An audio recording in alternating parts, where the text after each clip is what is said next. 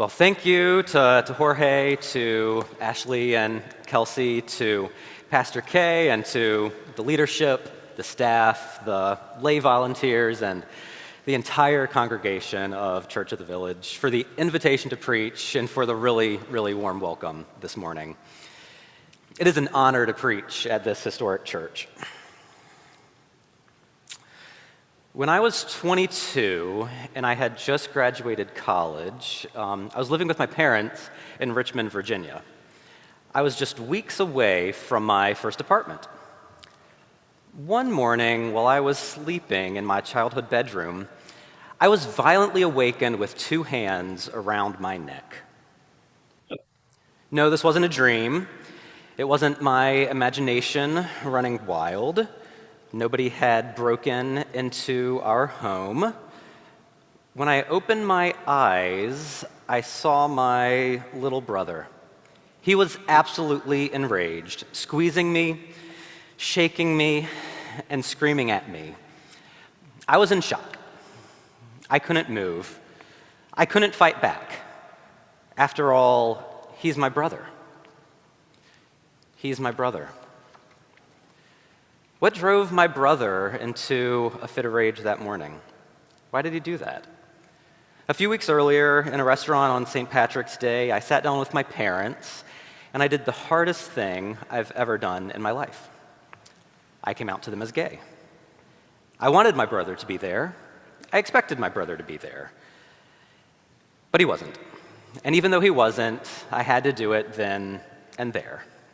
My parents were not accepting, and I knew that our relationship would fundamentally change when I came out, and it did. In the following days, before I had the chance to share that news personally with my brother, my parents beat me to the punch, and he was deeply hurt.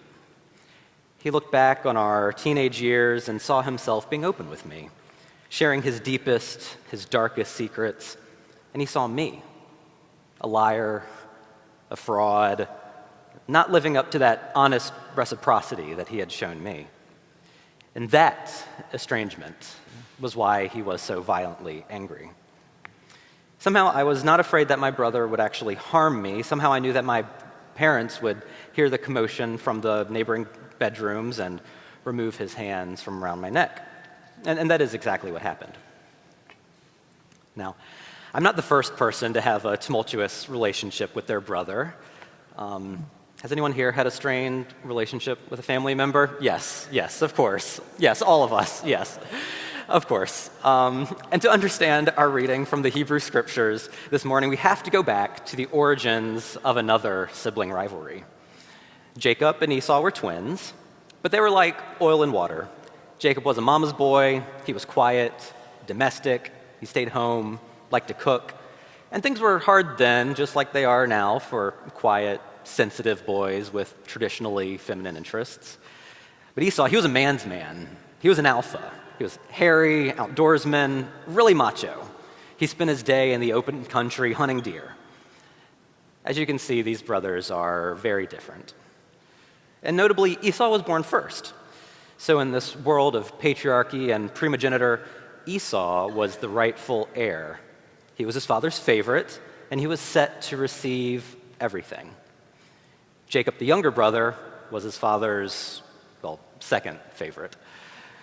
He wasn't content to play second fiddle, though. He was clever and waited for the right moment to get what he wanted. One day, Esau came back home from hunting, and he was exhausted and starving. Jacob, like always, was in the kitchen cooking stew. Esau demands some of it, and Jacob says, "Sure, but there's a catch. I'll give you some of my stew if you give me your birthright." And that's exactly what happens. Esau yields, and Jacob gets the firstborn status that he wanted his entire life. Jacob's next opportunity comes years later when their father is old and blind, and he wants to give a blessing to his favorite son, Esau.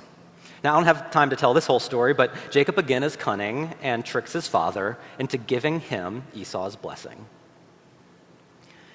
And when Esau finds out, he is enraged. Twice now, he's been bamboozled out of his own property. Esau vows to kill his brother Jacob. So Jacob flees for his life and goes to live with his uncle. So how do we read Jacob in this backstory? Was Jacob the victim of a patriarchal and unfair society that marginalizes sensitive and second-born sons? Was he just asserting his dignity and worth in the face of a fundamentally unfair system? Or was he a liar and a cheat who took advantage of his brother and father? The Bible doesn't shy away from complexity. In different places, it suggests both things to be true, and I think that's the case.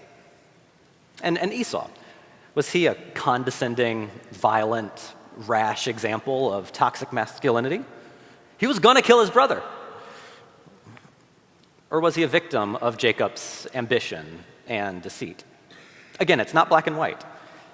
Like many of our interpersonal conflicts, one party is not fully in the right and the other fully in the wrong. Life isn't so simple. At his uncle's house, years, decades later, pass for Jacob.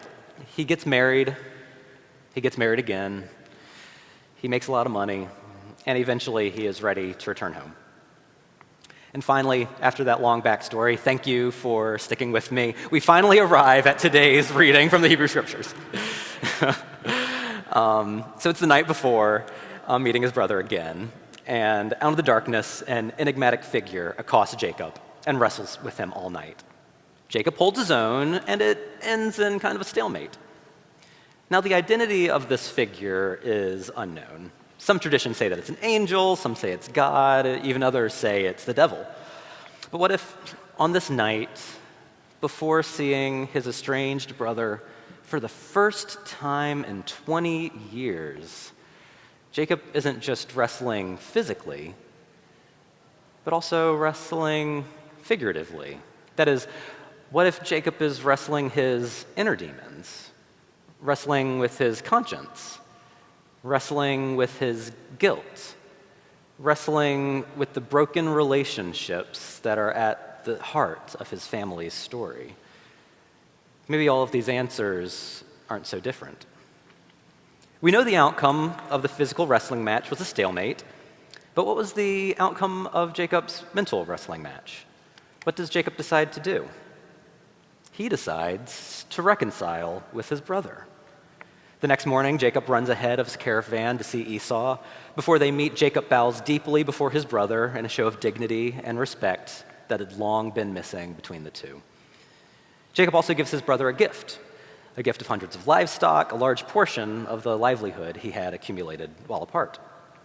And I think miraculously, Esau also decides to reconcile. He also runs out to meet his brother, hugs him, kisses him. I wonder if Esau had a visitor who wrestled him the night before too.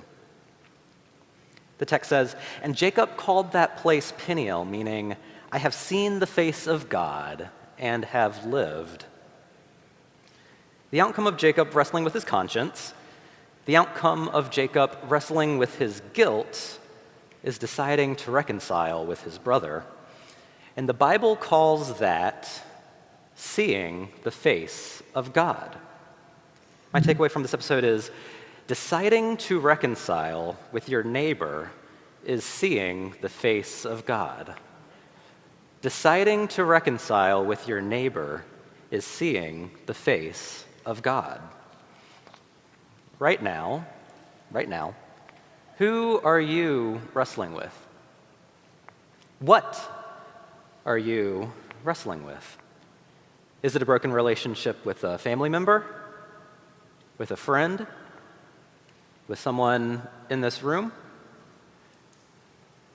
Who am I wrestling with? Where is God calling you to reconciliation in your life right now?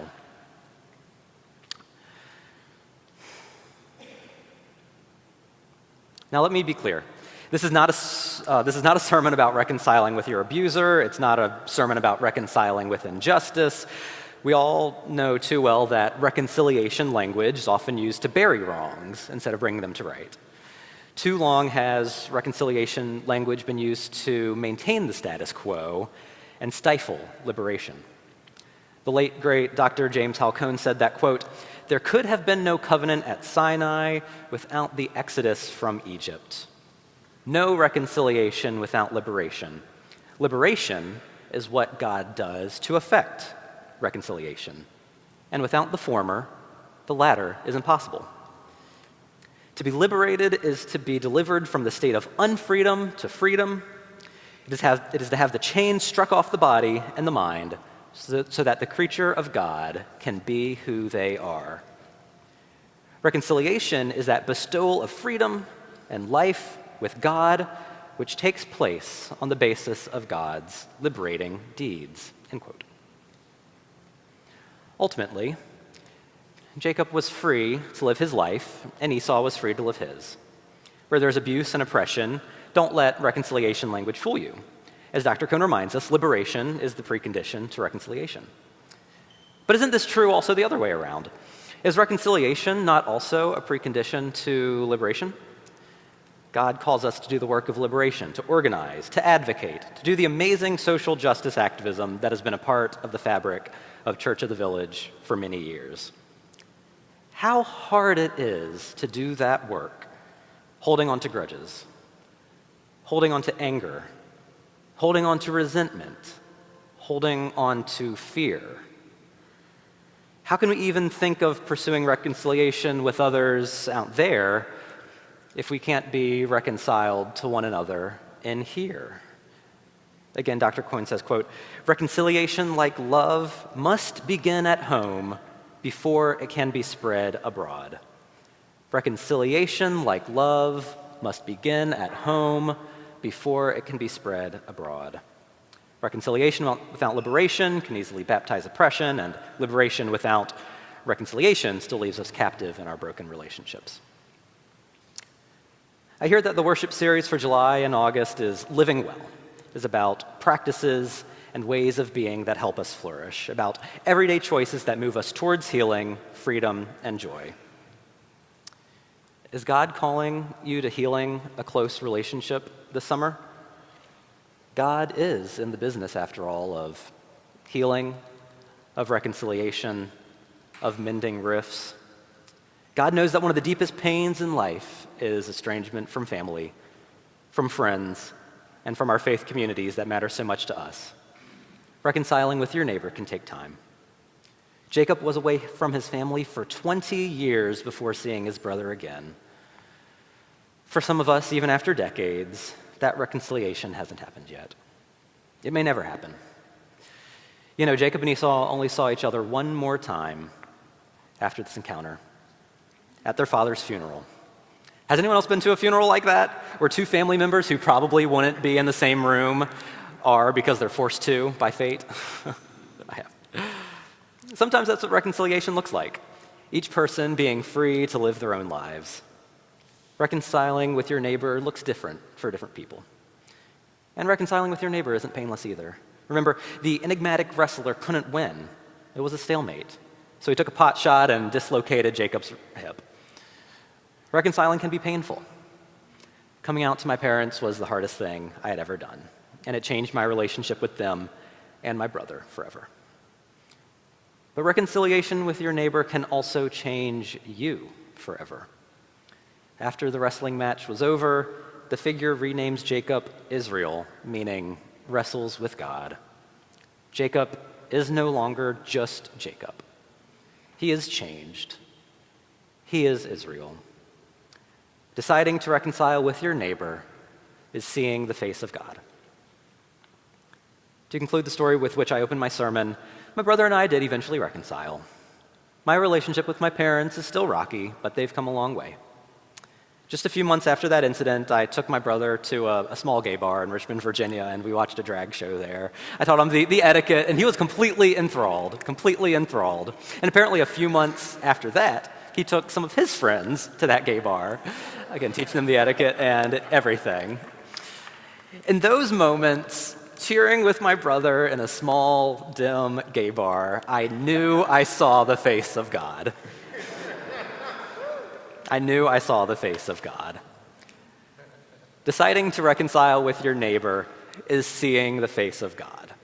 So, who are you wrestling with? What are you wrestling with? Where are you seeing the face of God? Good kid. Amen. Yeah.